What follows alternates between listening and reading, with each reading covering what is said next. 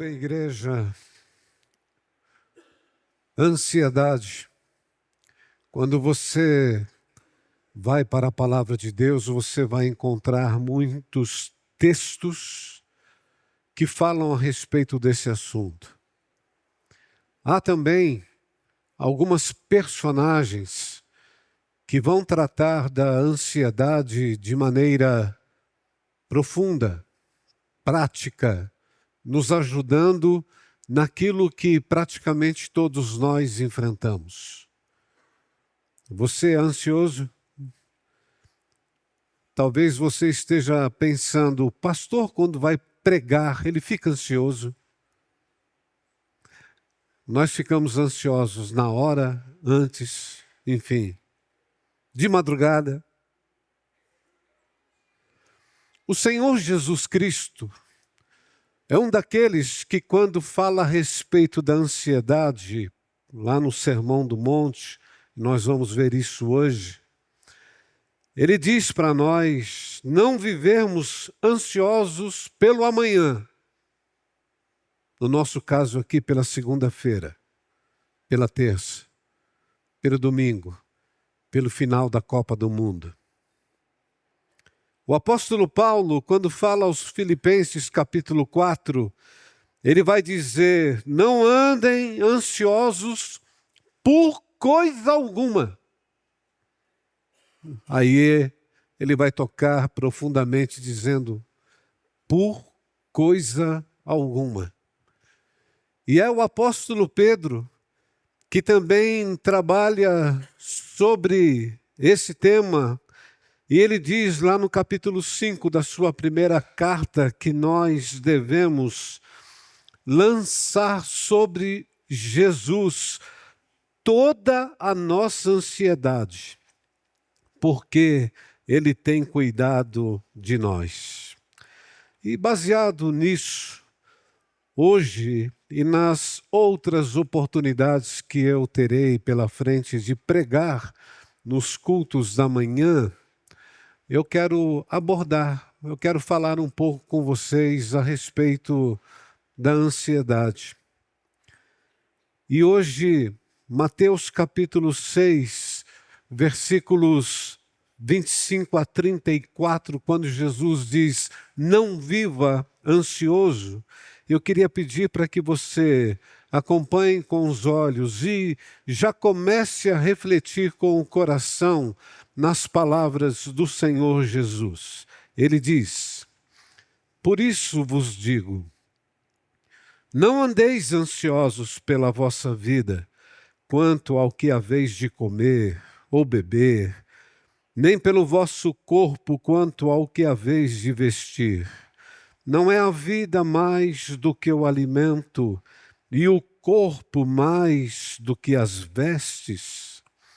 Observai as aves do céu, não semeiam, não colhem, nem ajuntam em celeiros. Contudo, vosso Pai Celeste as sustenta.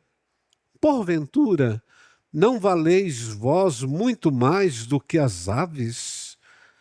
Qual de vós, por ansioso que esteja, pode acrescentar um côvado ao curso da sua vida? E por que andais ansiosos quanto ao vestuário? Considerai como crescem os lírios do campo. Eles não trabalham nem fiam. Eu, contudo, vos afirmo que nem Salomão, em toda a sua glória, se vestiu como qualquer deles.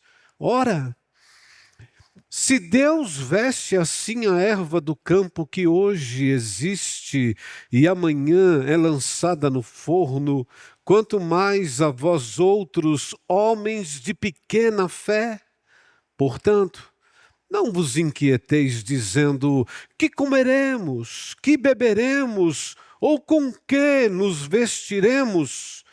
Porque os gentios é que procuram todas estas coisas, pois vosso Pai Celeste sabe que necessitais de todas elas.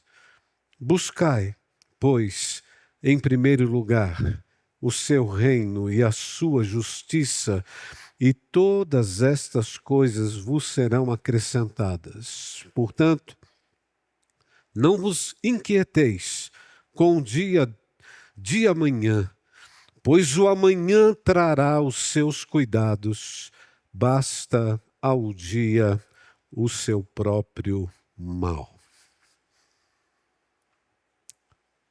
Qual foi a sua reação na madrugada de sábado, quando o nosso celular tocou, naquele alarme falso da Defesa Civil, falando sobre um sinal extremo? Algo estava acontecendo. Qual foi a sua reação? Aquilo certamente encheu cada um de nós de muita ansiedade. O que está acontecendo? Será uma tempestade que vem pela frente, um terremoto? Enfim, tantas coisas passaram pela nossa mente, não é verdade? E quando nós olhamos para um texto como esse, a primeira coisa que nós aprendemos é que a ansiedade é uma experiência universal. Eu posso dizer que praticamente todos nós somos ansiosos. E a palavra de Deus, ela vem ao nosso encontro para nos ajudar naquilo que tanto mal faz ao nosso coração. Por exemplo, você sofre por antecipação? Você acorda cansado? Você não tolera trabalhar com pessoas lentas? Tem dores de cabeça ou dores musculares? Você se esquece das coisas com facilidade? Eu estou vivendo um momento que eu falo uma coisa aqui, daqui a pouco eu quero lembrar, já não sei mais o que é. Aí eu comecei a tomar um remédio por causa disso. Vocês querem a receita? O problema é que quando eu vou passar a receita, eu esqueço o nome do remédio. Se você respondeu sim para essas questões, é bem provável que você está sofrendo aí da síndrome do pensamento acelerado. Agora, eu preciso me colocar no meu lugar, humildemente, porque eu sou pastor, não sou psicólogo, não sou psiquiatra, e eu entendo que o diagnóstico a respeito desse assunto correto, ele deve ser dado por esses profissionais da saúde. Agora, quando a ansiedade se torna frequente, intensa, desproporcional à realidade, ela pode sim se transformar num transtorno. É por isso que você vai encontrar pessoas com uma preocupação excessiva, persistente e difícil de controlar sobre diversas áreas da vida. Seja na família, seja na saúde, no trabalho, finanças, não importa. Mas você conversa com a pessoa e ela está sempre muito preocupada. Aquilo pode ser chamado de um transtorno da ansiedade generalizada. Ou aquela pessoa que vive com as suas crises agudas de medo ou desconforto físico extremo. Até aí, o problema é que não existe nenhum perigo real para que ela fique assim. Tem aquele que tem medo de altura, lugares fechados, animais. Eu falei no primeiro culto do meu cachorrinho, Caduzinho, aí depois já brincaram comigo, eu não vou falar mais do Cadu. Porque às vezes eu estou caminhando com o Cadu na calçada e vem alguém e desvia. Eu olho, tenho medo. bocadozinho não faz mal para ninguém. Mas tem gente que tem medo de animal, tem gente que tem medo de voar de avião. São as famosas fobias. Tem aquele que sente medo de desempenhar algo porque sente que está sendo julgado, avaliado, criticado. Eu nunca, jamais vou falar na frente porque se eu fizer isso eu não vou conseguir. Eu sou muito ansioso. As pessoas depois vão me procurar e vão me massacrar. Ela já fica mal antes. Existe aquele que tem medo de ser separado de pessoas. Embora isso seja muito comum às crianças, no entanto, hoje tem sido algo que tem afetado muitos adultos. Mas o que pode se transformar em ansiedade pode, ao mesmo tempo, se transformar numa desconfiança do amor de Deus. E é isso que o Senhor Jesus ele vai falar aqui. Aliás, o apóstolo Paulo, quando nós conversarmos a respeito desse assunto através de Paulo, ele usa um imperativo: não andeis ansiosos por coisa alguma. Por que que ele diz isso? Porque ele sabe que nós não temos o controle do futuro. E nós podemos descansar o nosso coração, a nossa vida, naquele que governa todas as coisas. E é nesse sentido que nós devemos olhar com a Bíblia, com gratidão, porque é a Bíblia que diz: pensai nas coisas lá do alto, não nas que são aqui da terra. É um convite para nós olharmos para o Senhor, a confiança na providência dEle, e isso vai dissipar toda a ansiedade. E quanto mais nós confiarmos e o conhecermos, mais seguro você estará em relação ao futuro. Eu volto a Paulo. É ele quem diz que o meu Deus suprirá todas, repito, todas as necessidades de vocês, de acordo com as suas gloriosas riquezas em Cristo Jesus. Deus tem uma preocupação de nos ajudar em nossas ansiedades. Por isso que nós podemos dizer que a ansiedade, que parece ser a princípio uma causa patológica ou um problema de saúde, para Jesus, não esqueça, pode ser um ponto central de desconfiança em Deus. Nenhum mal, a princípio, você ser ansioso. O que você precisa tomar todo o cuidado é porque quando nós estamos vivendo isso, nós estamos sendo confrontados. E nesse sentido, o pecado distorce os desejos legítimos de Deus e nos afasta dele. Veja o que Jesus diz: não andem ansiosos pela vossa vida, quanto ao que haveis de comer ou beber, nem quanto ao que vão vestir.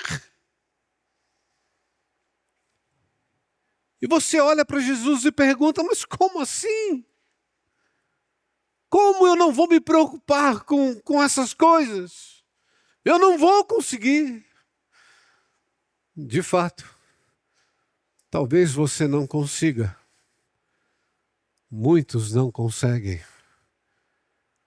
Mas aqui, nós precisamos crer que algo pode estar mudando profundamente o nosso interior. Isso porque a ansiedade que nós vivemos hoje ela é diferente da ansiedade que viviam aqueles que estavam ouvindo Jesus ali no Sermão do Monte.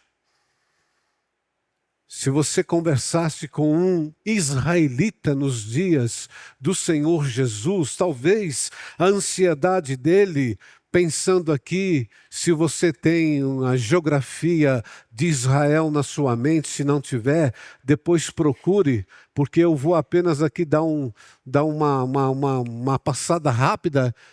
A ansiedade deles, naquela época, era, de repente, a neve, ela podia deixar de cair no topo do Monte Hermon, e se a neve não caísse, não haveria o derretimento, não haveria ali o Rio Jordão e seus afluentes.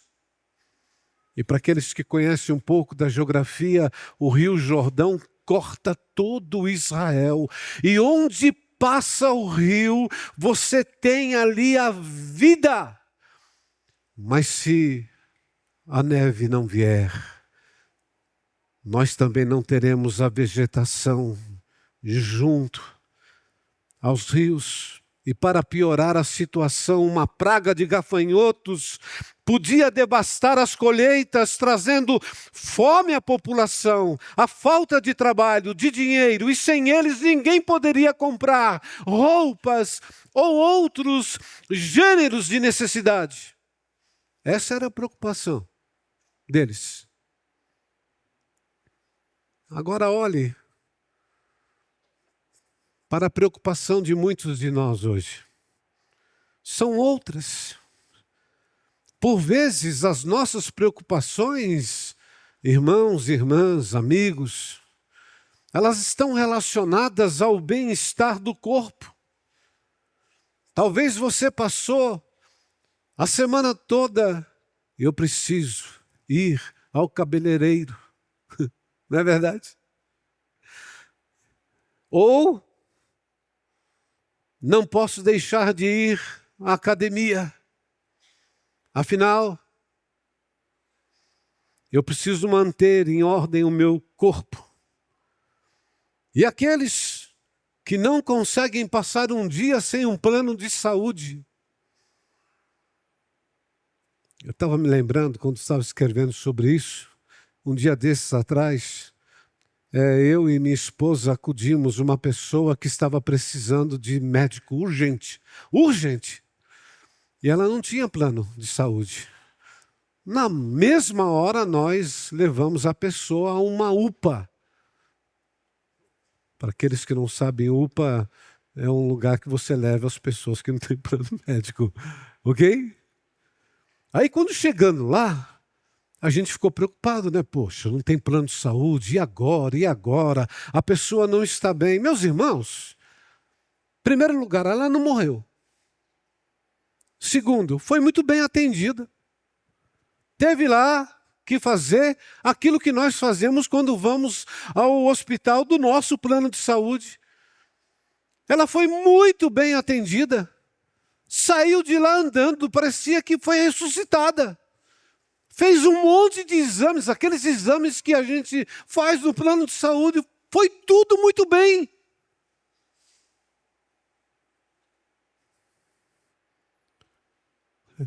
Mas eu estou falando de uma pessoa que é serva de Jesus. E que antes de depender de um plano de saúde, ela depende de um Deus.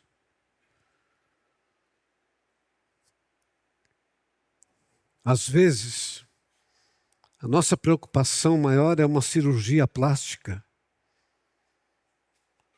roupas de marca.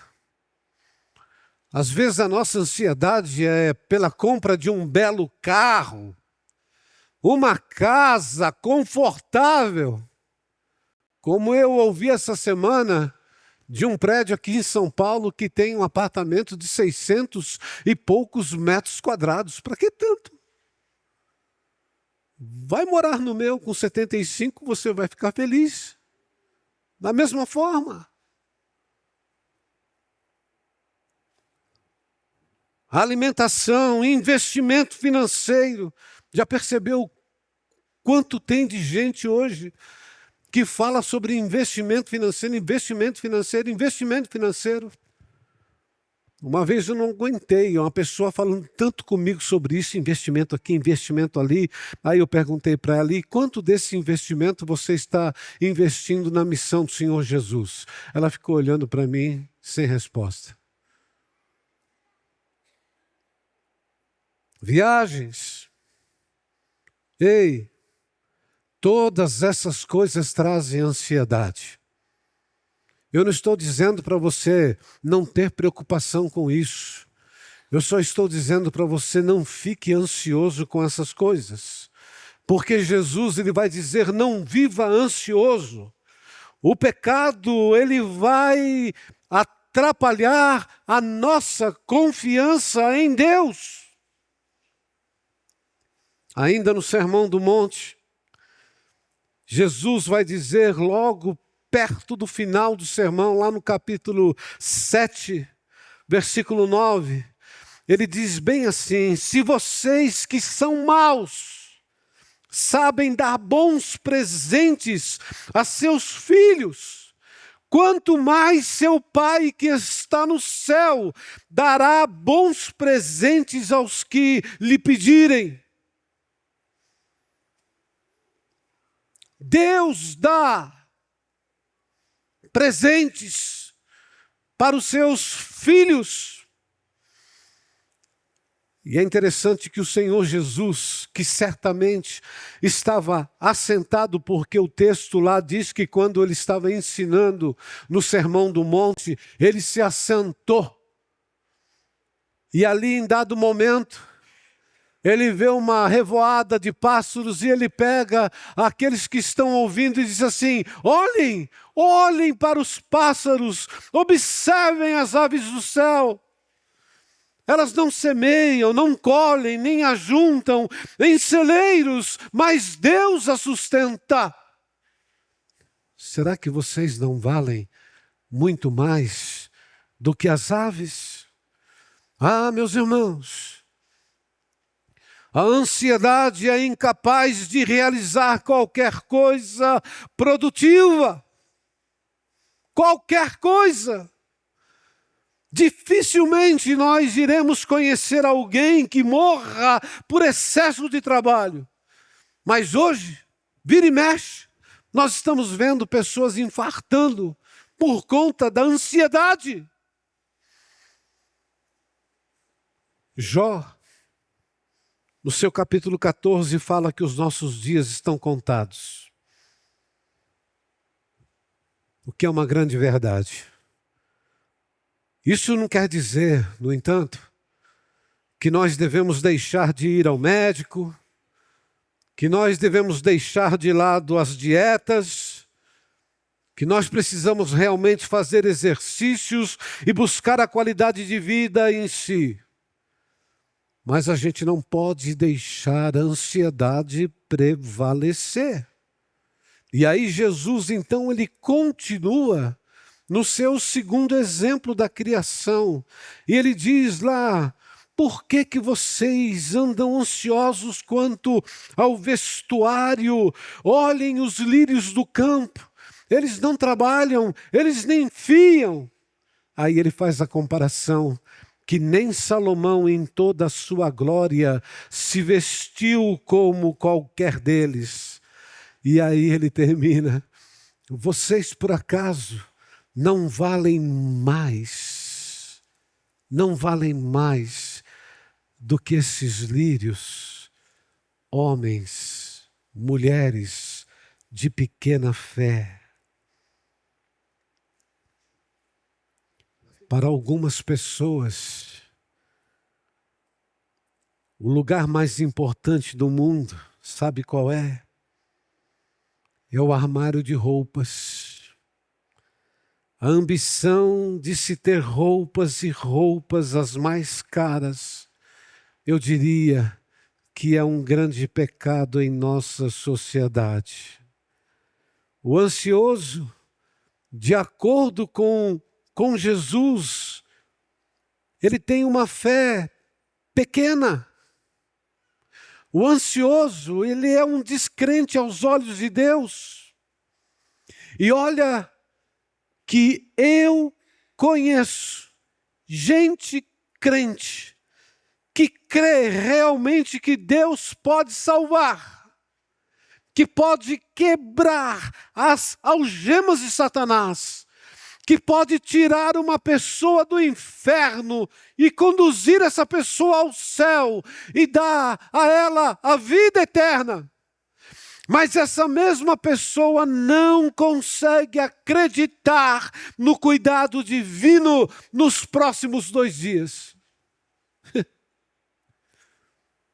Não acredita. Por isso que o ansioso, ele ofende a Deus.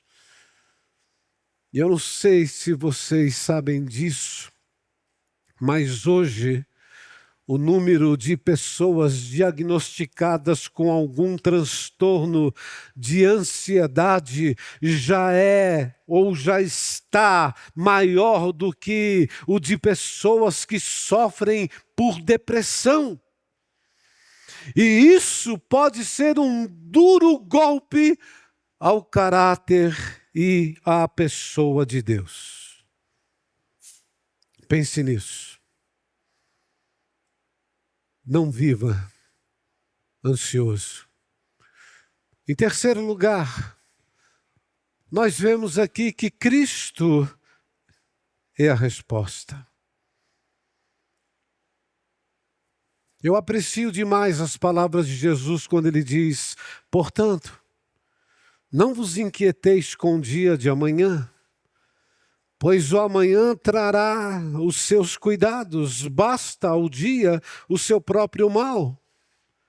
O que ele está querendo dizer com isso é que, muito embora o amanhã tenha os seus problemas, meus queridos, no tempo certo, tudo será resolvido. O que é que você entende quando você lê Lamentações capítulo 3, versículo 23, quando diz que as misericórdias do Senhor são as causas de nós não sermos consumidos, e as misericórdias, elas se renovam a cada manhã? O que você entende quando você lê isso? Deus vem em nossa direção e através de Cristo Ele reorienta a nossa vida, Ele cuida do nosso hoje e Ele cuida do nosso amanhã.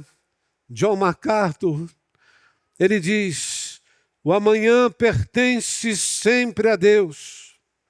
Toda vez que tentamos nos apoderar do amanhã, nós tentamos roubar o que é dele. Os pecadores ambicionam o que não lhes diz respeito e por isso destroem a si mesmos. Deus, continua, proporcionou-nos somente o hoje.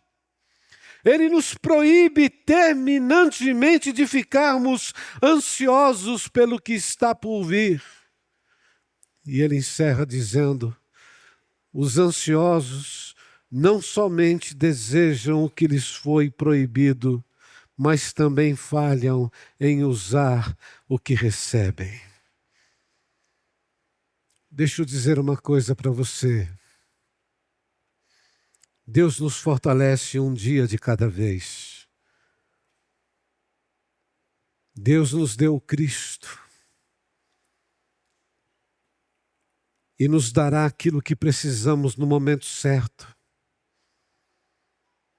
Se você tem qualquer dúvida em relação ao futuro, olhe para o passado.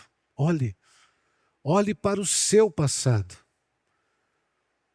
Deus não cuidou de você até agora? Não cuidou? E você acha que Ele não cuidará no futuro? Você crê nisso? Você não entende que Ele veio, Jesus, morreu naquela cruz por pecadores como eu e você?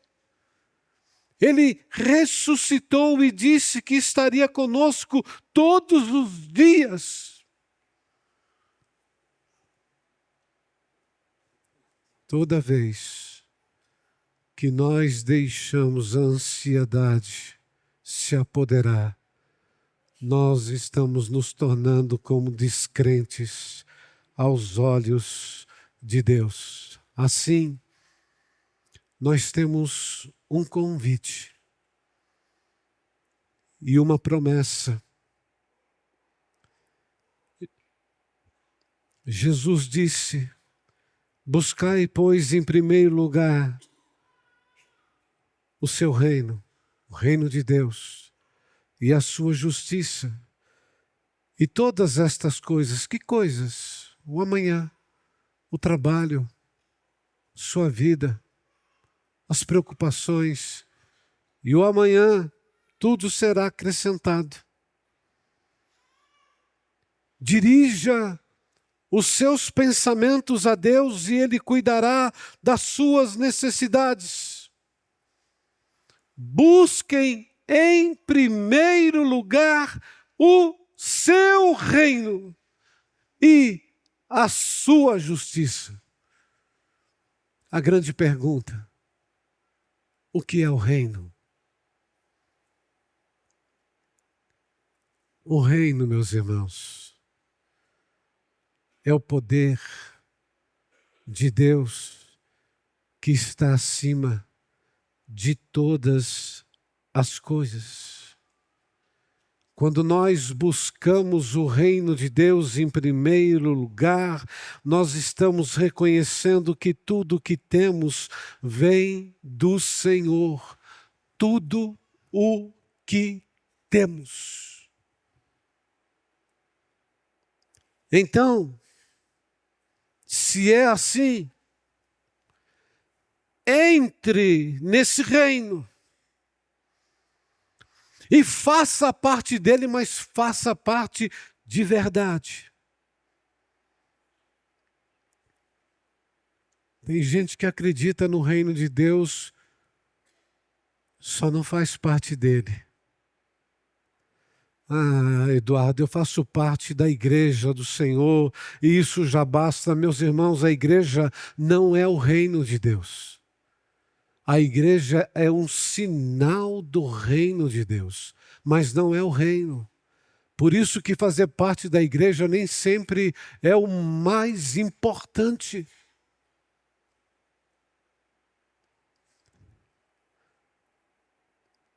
Entre no reino. Entre em tudo aquilo que faz parte do domínio de Deus. Você começa a entender isso quando você vive como um vocacionado dentro e fora da igreja. Nós aprendemos com o pastor Ricardo Barbosa na última segunda e terça que muita gente às vezes está no âmbito da igreja e quando a gente fala em vocação, as pessoas geralmente olham para os pastores. Esses são os vocacionados. Não!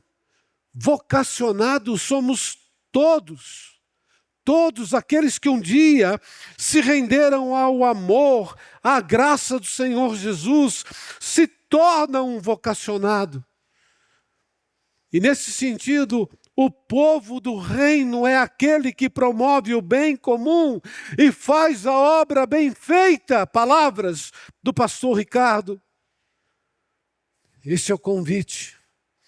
Administre bem os seus recursos. Todos eles, e invista no reino para que ele cresça a cada dia.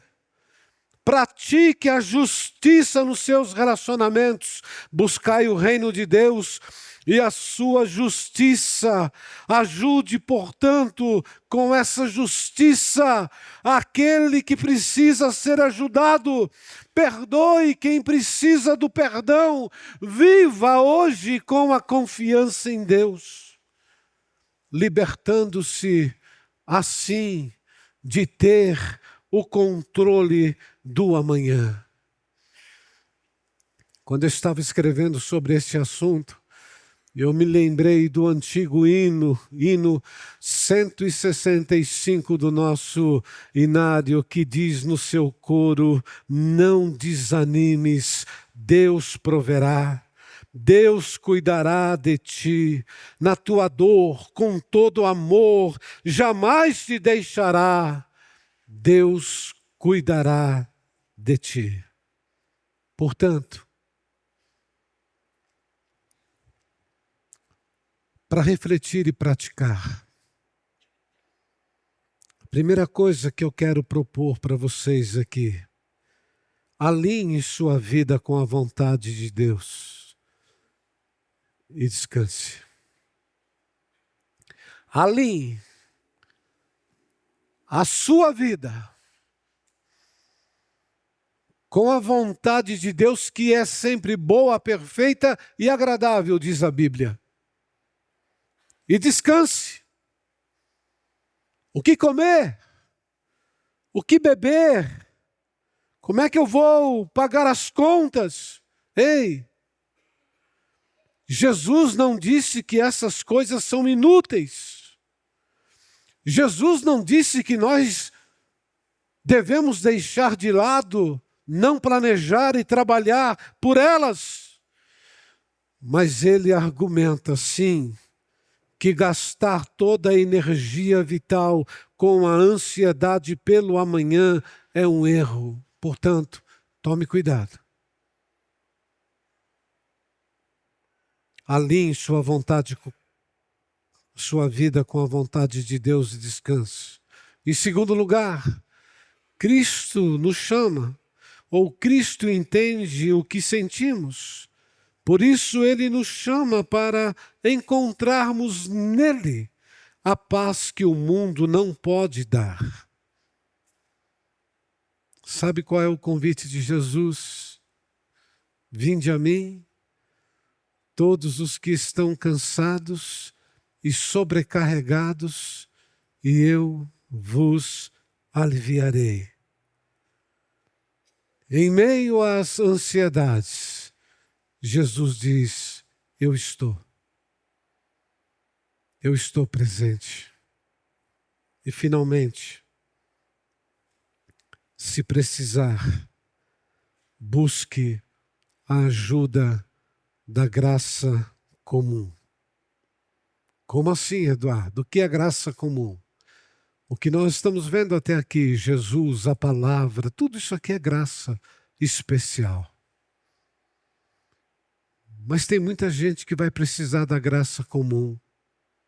E nesse sentido, Deus nos concedeu a medicina, Deus nos concedeu a psicologia, a psiquiatria, e eu digo até que Deus nos concedeu a farmacologia para aliviar dores e restaurar equilíbrios que foram afetados por causas biológicas, por traumas e por esgotamento. Queridos, a Bíblia não condena o uso dos cuidados médicos, mas ela os reconhece como parte da providência divina. Para quê? Para que você não viva ansioso. Queria convidar você para louvar ao Senhor. Aliás, meu convite é para que você, ao cantar a música que nós vamos louvar, você se renda. Talvez é isso que você precise hoje, se render ao Senhor Jesus.